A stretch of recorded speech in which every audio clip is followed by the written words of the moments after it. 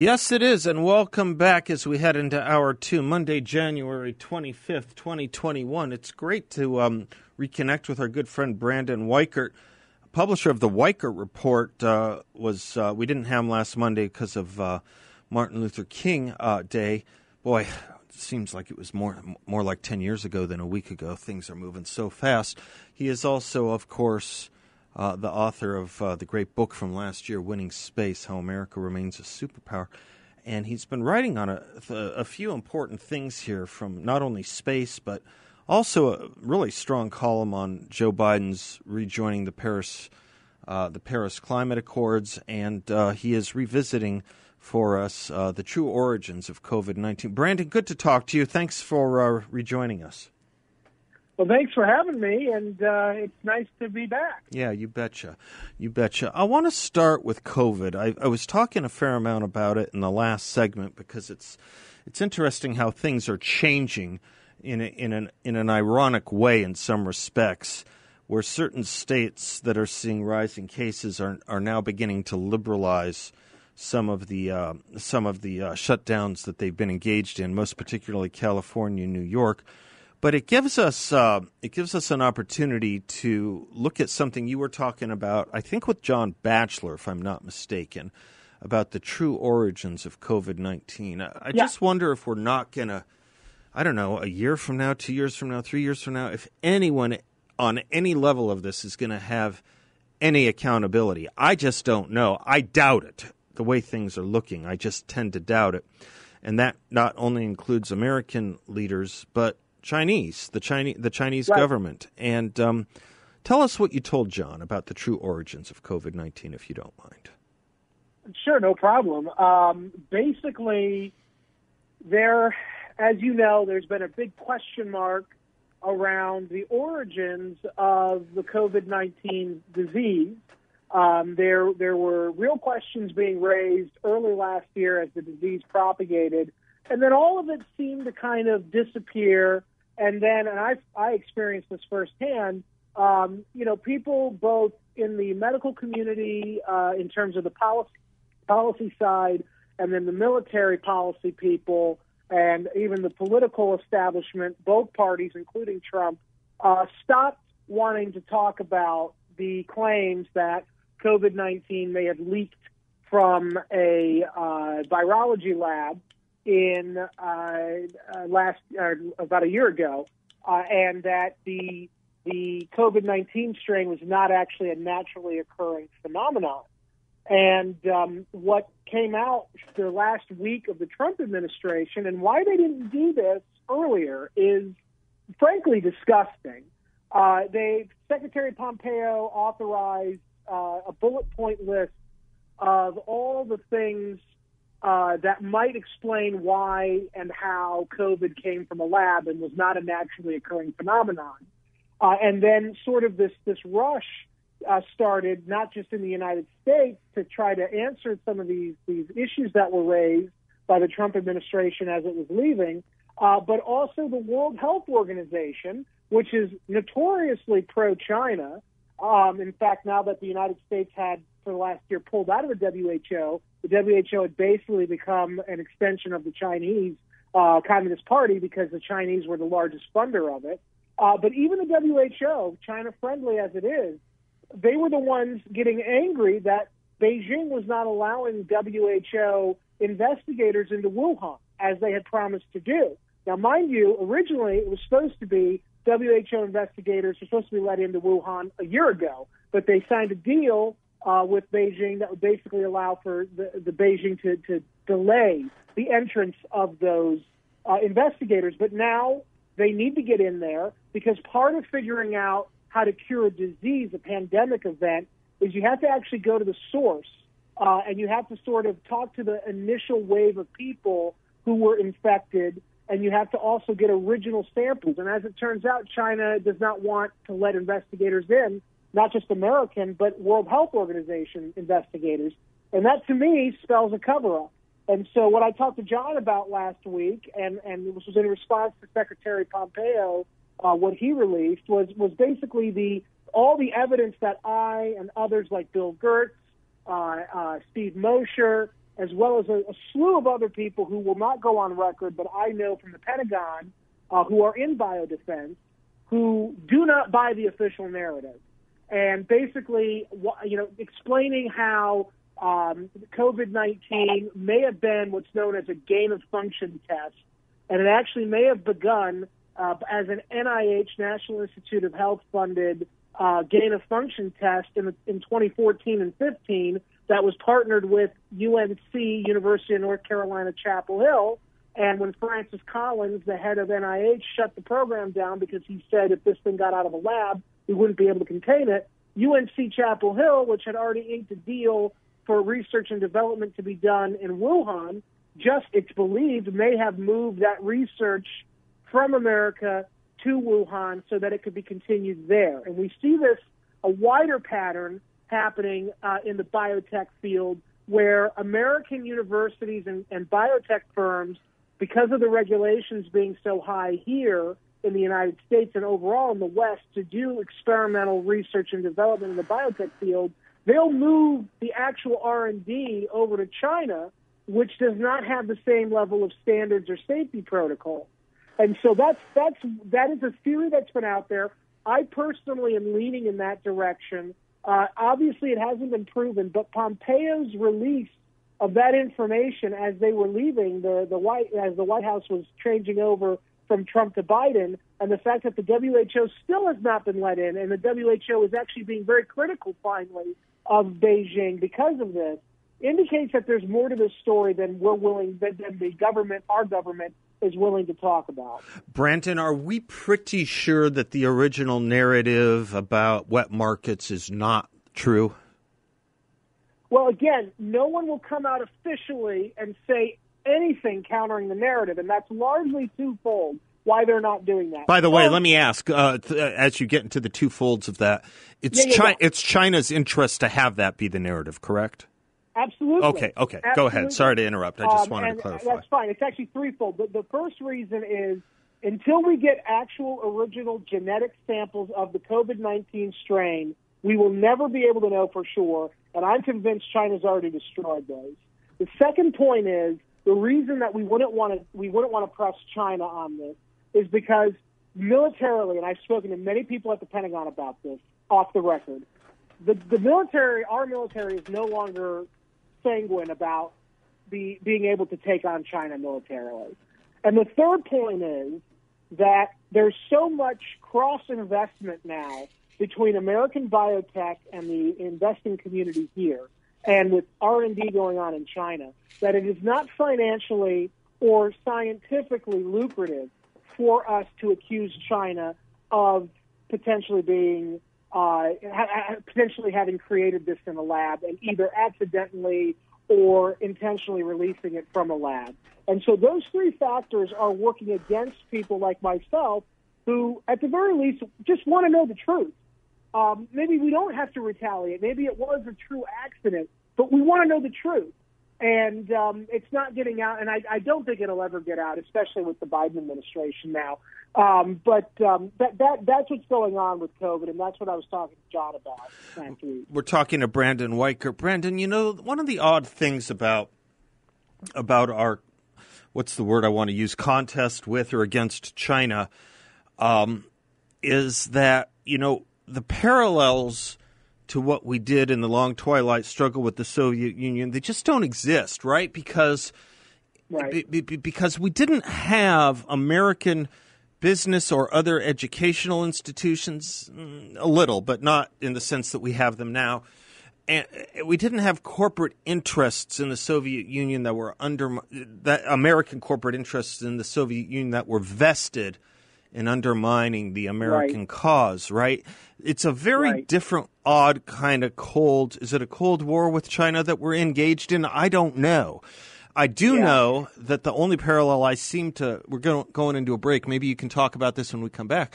The only real parallel I can find is that until mid to late 70s, it was a bipartisan effort in America, and then after the late 70s, it again was one party taking it seemingly more seriously than the other.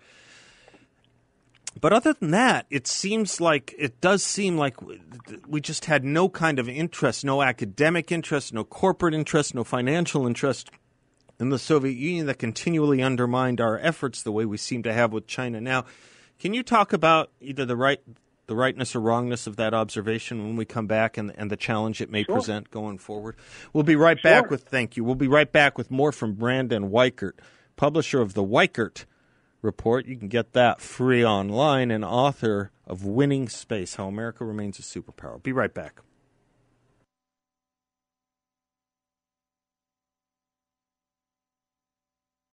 Looks like we're in that territory of Bob Dylan covers. We had a Cher cover of one of his songs earlier. There's a Johnny Cash cover of a Bob Dylan. We need covers of Bob Dylan so that we can understand the lyrics.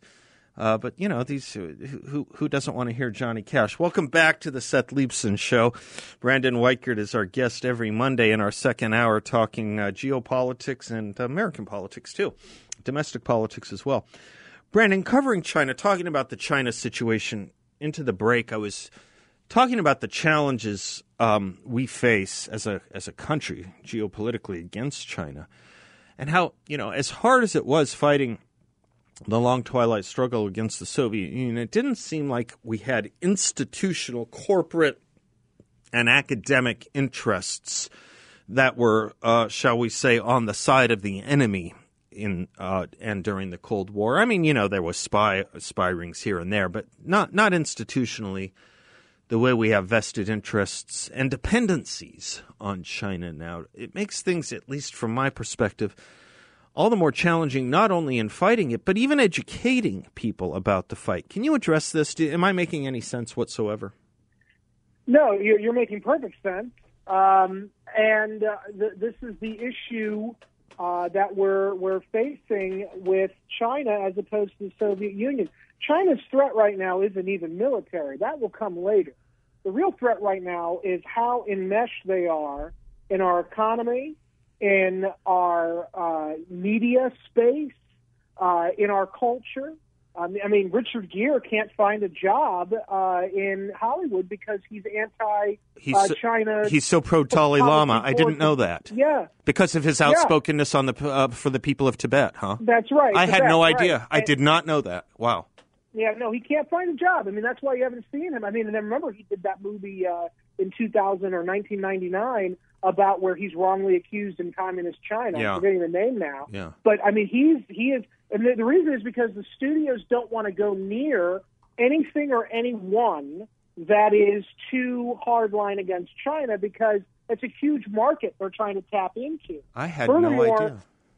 Well, furthermore, just remember also that the remake of Red Dawn, which I think would have been much better than it was, had they not gone in after they already filmed the movie, and they had to basically reshoot 2/3 of it because somebody complained that the enemy was China. The one invading the United States in that movie, as opposed to the Soviet Union, was China, and they said it would offend the Chinese, so they made them North Koreans, as if the North Koreans would ever be able to invade the United States. And so they did that, though, to satisfy Chinese investors. And to get yes. And so the idea that we're in a Cold War, well, we are, but we've already kind of lost. And, I said this to you last year after, toward the end of the year, it looks like I think we are actually living in the Chinese century. China's not going away. And so far, we have not risen to the challenge as we did in 1947 when we created the National Security Act, and then we ended up doing the Marshall Plan, helping the Greeks out, resist the communist infiltration there.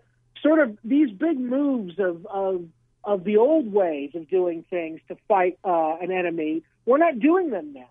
We're sort of asleep at the switch. And at some point, we're going to reach the point of no return where even if we do wake up, and maybe we're already there, even if we did wake up, it'll be too late because China is absorbing all of the money flows. They're absorbing a lot of the technological innovation. They're doing it there. They're not just imitators anymore. And we've let them. I mean, the whole thing is we opened that can of worms, and we can't put them back in the can now. And, meanwhile, they're sapping our strength. They're stymieing us.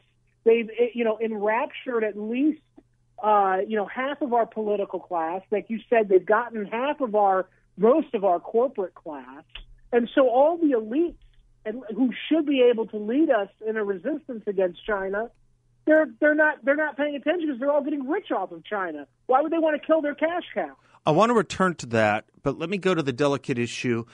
You said we're not there militarily yet, because it does seem that China kind of tests new presidents. I remember when they tested George W. Bush early on with the seizure of the E-3 spy plane. Exactly. Yeah.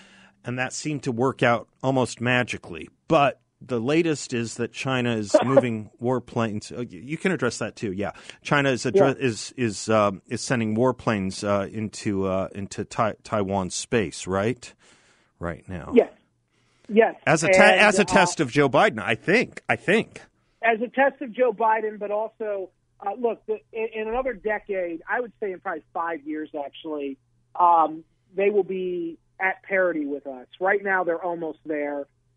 They really don't want to fight a war this yet, but I think they're detecting on our end weakness because of all the stupid division in our country. They think we're too distracted and they might get a lucky one in.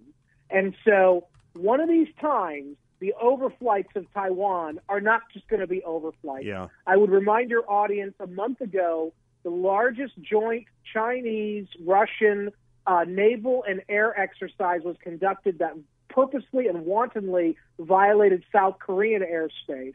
The Russians are fully enraptured by the Chinese, partly because of our policy of pushing them away, which is why Biden quietly supporting Navalny is probably not the best idea, although maybe we don't have a choice now. And then also the issue of standing up to China. It's true, they always test new American presidents, and in my summation, every single American president has failed. George W. Bush ultimately ended up kowtowing to the Chinese. The Chinese held our people for 12 days. They ended up cutting up that plane and making the Russians send it back to us in pieces as a final act of humiliation. What we should have done at that point is probably bombed Hainan Island, but we didn't do that.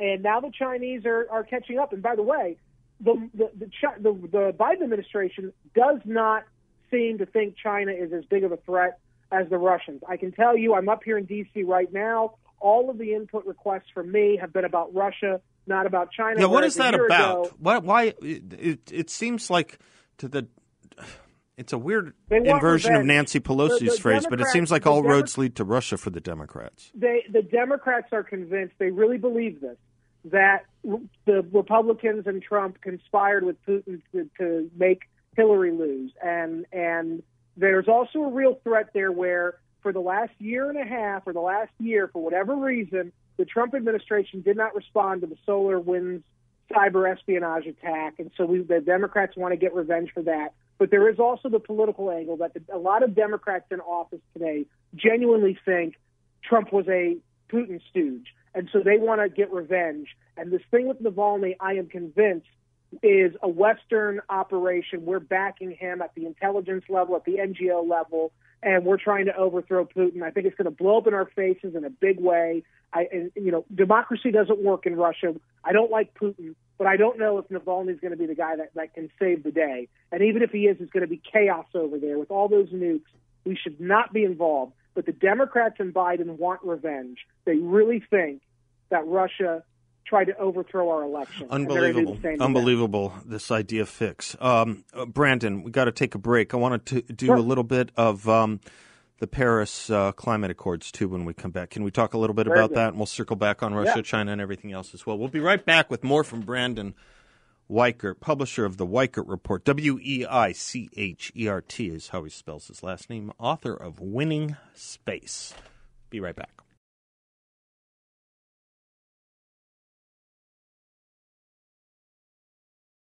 Welcome back to the Seth Leibsohn Show. Delighted to have Brandon Weichert with us, geopolitical strategist and analyst, author of Winning Space, How America Remains a Superpower, and did a good podcast on that, actually, recently. Who Commands Space Commands the World. We'll get to that, too. I think we'll have time to. Yeah, you bet. But first, talk to me about the United States, the Biden administration, the mistake of rejoining the Paris Climate Accord?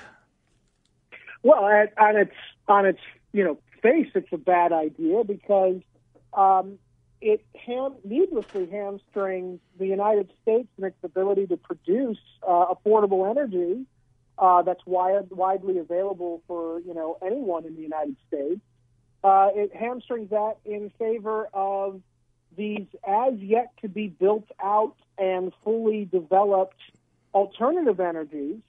And as I highlight in my piece at the Weichert report, how Biden can address global warming without killing the U.S. economy. I realize I'm in the minority on this one, but I on our side, I happen to believe that anthropogenic climate change is real, that it's happening. We probably play a role. We can also do things to help ameliorate it. But what we have to do is not punish ordinary consumers. We don't have to punish anyone.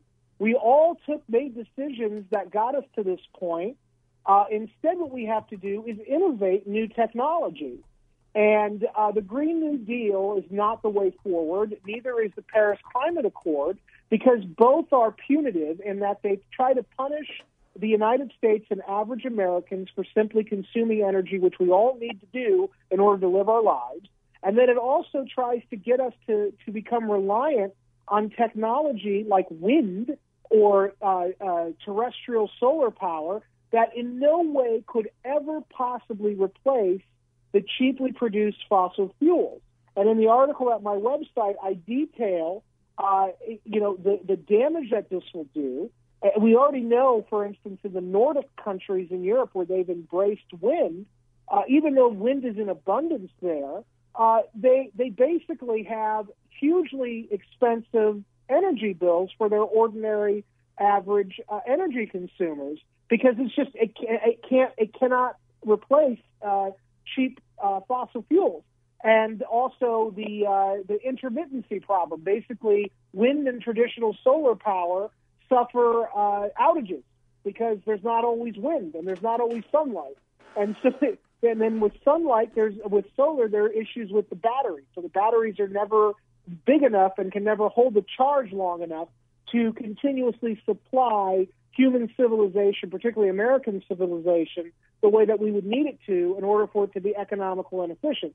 And so what I go through in my piece is that, the Paris Climate Accord, not only does it punish the United States and its Western allies, even though we are far cleaner than China or India or Brazil or any of these other huge emitters of carbon, methane, and the other greenhouse gases.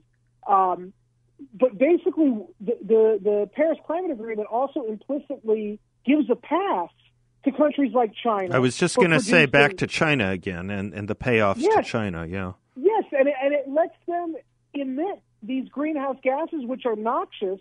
It lets them emit it without any kind of slap on the wrist. What it says is basically, oh, don't worry, the Americans and Europeans will impose harsher restrictions on themselves so that you can continue to develop a pace. And the Americans, because of colonialism or, some past sin, we don't deserve to keep developing. We'll let you catch up, China. And the Chinese smile and say, okay. But as I note in the article, it's very telling that Xi Jinping has expressly said that pollution is a problem, global warming is a threat to China, and that he wants to take steps to ameliorate that. But notice that he is not advocating for ending coal burning or ending natural gas or ending oil consumption and production. What he's saying is, what I'm saying also, he's saying, hey, China, we have this great innovation hub now because the Americans and Westerners have been sending the capabilities over to us.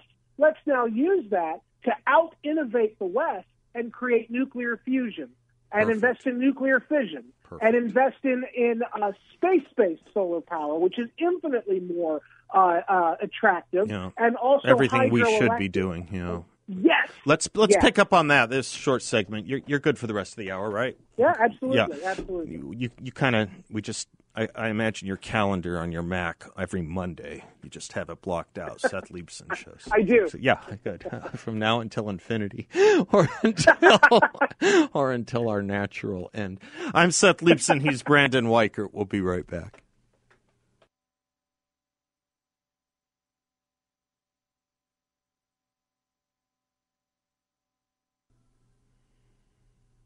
Welcome back to the Seth Leibsohn Show, speaking with Brandon Weichert, publisher of the Weichert Report, geopolitical analyst and expert, author of Winning Space. Brandon, right before the break, you were talking about in dealing with the Paris Climate Accords, China is probably going to avail itself of the very kinds of things we should be availing ourselves of, and that, in fact, includes space. And I think this would be a good segue for you to kind of talk about what some of that is, including what the role of space should be in the next few years.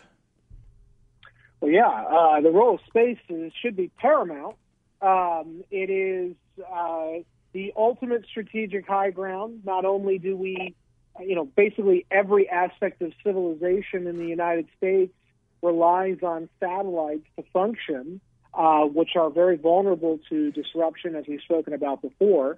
But also there is, as technology has increased, their capabilities have increased, there's now a real push to get human beings into space permanently beyond just the space station and low Earth orbit. And China has a very carefully tailored strategy of ends, ways, and means to not just get their people to the moon and to colonize the moon, but to colonize the moon for very economical reasons. They want to harvest the rare earth minerals that are all over the moon. We need rare earth minerals to build out modern technology, everything from your iPhone to a laptop to the televisions we watch. Everything needs rare earth minerals to be built. Any technology developed after the 1970s, you got to have rare earths. The Chinese have been obsessed with trying to dominate the rare earth market. They just in the last few months made another big push for that. And conquering space would allow for them to have basically a limitless supply and possibly a monopoly in terms of the access to those rare earth minerals. We talked about nuclear fusion in the previous segment as a solution to global warming. And right now China has, it was the hottest burning tokamak reactor for nuclear fusion. It might now be the number 2 behind South Korea. But the point is, China is heavily invested in what we would call alternative energy. Now, here we're not allowed to talk about that because our political discourse is so stupid that you're either a believer in global warming or a denier. Well, in China, they don't have that problem. They look at it as pollution and global warming is going to be a long-term economic disruptor, and they need to get ahead of that to keep their economic growth going, to keep the Chinese Communist Party in power. And so they're looking at nuclear fusion. They need helium-3 on the moon, which is an isotope found on atmosphere-less planets and moons. They need that H3 to use in the reaction needed to get nuclear fusion going. Right now we rely on deuterium, tritium, but that's not a very good or financially sound thing to use. So they're looking at using helium-3 coupled, I think, with deuterium, which would potentially allow for sustainable, almost limitless energy production for a society like China that's developing into a highly advanced one. They're also wanting to get to Mars before we can. Not only is that a prestige thing, but as Yi Jian, the head of China's lunar program, said, China views the moon as the South China Sea, and that should get your alarm bells ringing, given what the Chinese are doing there. Right. And they view the Mars as the East China Sea, which they are currently in a long-running dispute with Japan over the Senkaku Islands. And Mars is the gateway to the wider solar system, especially as a base for getting those asteroids, which have a lot of natural resources that they could mine and sell back on Earth. And so this is why they want space. And then there's also, of course, it's the high ground, so they could get weapons systems in orbit, and they can get weapons system on the moon and use that to hold the world hostage. But the real issue is economic. They want to get there for economic reasons. And they think the Americans are not paying attention, and they're going to be able to get first-mover advantage on us. I think they will. And at that point, that's it. And that's why space is so important, because also the more you do things in space, the more advanced technology and capabilities you innovate. Sure. Just look at what happened after the 1970s Apollo moon mission. We threw all that money into the Apollo program, and we got a bunch of spin-off technologies. Right. It was this massive explosion. And the logic in China is if they can replicate that but sustain it, they will be able to be the dominant power for the next forever. And the Americans are not only going to be playing catch-up, but they'll never be able to catch up. Right. That's what I wanted to turn to. You anticipated my question because you were talking in this podcast recently on geopolitics and empire about the dire need for America to revive its space effort. We did a great thing, not well enough known. To the degree it's known, we can thank you. About the Space Force that was created under the Trump administration. Yes. But the interest in building off on that seems to be waning a little bit here, doesn't it? Yeah, so it's mixed messaging where, I actually, oddly enough, had a long conversation with a Kamala Harris advisor about sovereignty in space. Uh-huh. But there is an interest in this new administration to do space, but in the beginning of the Biden after they won the election, Biden and his team had said we're not planning to do anything with Space Force right now in terms of cutting it or hurting it. But now I'm hearing that actually that's changing, that the radical left, because Orange Man is always bad, they not only do they want to change the name of Space Force, but they want to retailor its mission to be more Earth-focused, to be, an augmentation of their, of global warming prevention and all that. And so they want to basically change the entire mission parameter. I mean, Space Force was initially created, and I know because I was part of this, was created to protect our satellites. And now they're talking about, having it be this thing that's helping to fight global warming and blah, blah, blah. And so it sounds like because Donald Trump is the father of Space Force, they're trying to figure out ways, if not to outright kill it, then to certainly weaken and diminish it so that Donald Trump's pet project will never get the due that it is owed, which is that this thing could potentially protect us from a space Pearl Harbor. I would remind the audience, and this is a failing of Trump's, that apparently for the last year, 8 attacks by the Russians on our satellites have been conducted in space. I just recently found out about this. And the Trump administration did not respond. And now what they did do was create these new, better satellites that can survive an attack better. And they were trying to get them put into orbit. So they've been hardened in a sense, yeah. Right. But the fact is we need a Space Force at the very least to protect those satellites. Because if we lose those satellites, we're deaf, dumb, and blind. And then we can get beaten at land, in sea, in the air, in cyberspace. Yeah. Brandon, gosh, what a great tour. I'm sorry we missed you last week. But thank you for doing it. Yeah, no, thanks for doing it this week with us. And again, folks, the Weichert Report, theweichertreport.com is his website. His book, Winning Space, goes into all of that, which he just spoke about. Brandon, until next week, thank you, sir. Thank you. Bless you. Welcome back to the Seth Leibsohn Show. John Eastman is someone I have known for many, many, many years, senior legal counsel, director of constitutional studies at the Claremont Institute, and one of the nation's more prominent conservative legal scholars, definitively conservative, no question about that. He used to be on a regular segment of the Hugh Hewitt show that Hugh called The Smart Guys, where John Eastman would debate Erwin Chemerinsky, who is one of the more prominent liberal constitutional law scholars in the country.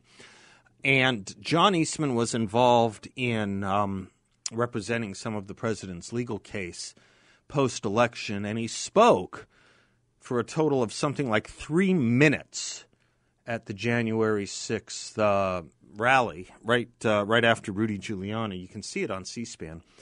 He had been invited by the Federalist Society at ASU to give a talk on executive power, executive authority in the pandemic. That was the issue he was invited to speak on today, actually, to the Federalist Society at ASU. Nothing having to do with the election.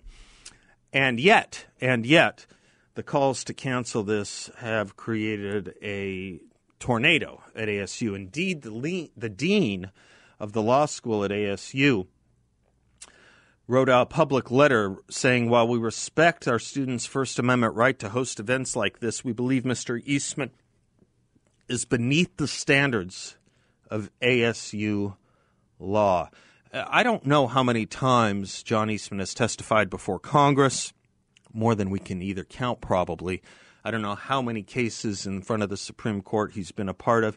The idea that he's beneath the standards of ASU law are not credible. The next sentence, we condemn his involvement in the recent events at the Capitol and his inflammatory statements about the presidential election. Folks, go watch this. Go to C-SPAN. Watch what John Eastman said. My gosh, my golly, what they have done with what is regular form of speech, protest, conservative speech. John didn't say anything more radical than what AOC or Ilhan Omar, or for that matter, Chuck Schumer says 5 and 10 times a day, or at any given political rally. Really. It goes on and on, this letter saying that John Eastman has selfishly himself chosen not to cancel the event. I've never seen a call out by a law school dean of an invited speaker to the campus before. John Eastman will be with us at the top of the hour from Claremont. I'm Seth Leibson. Stay tuned. We'll be right back.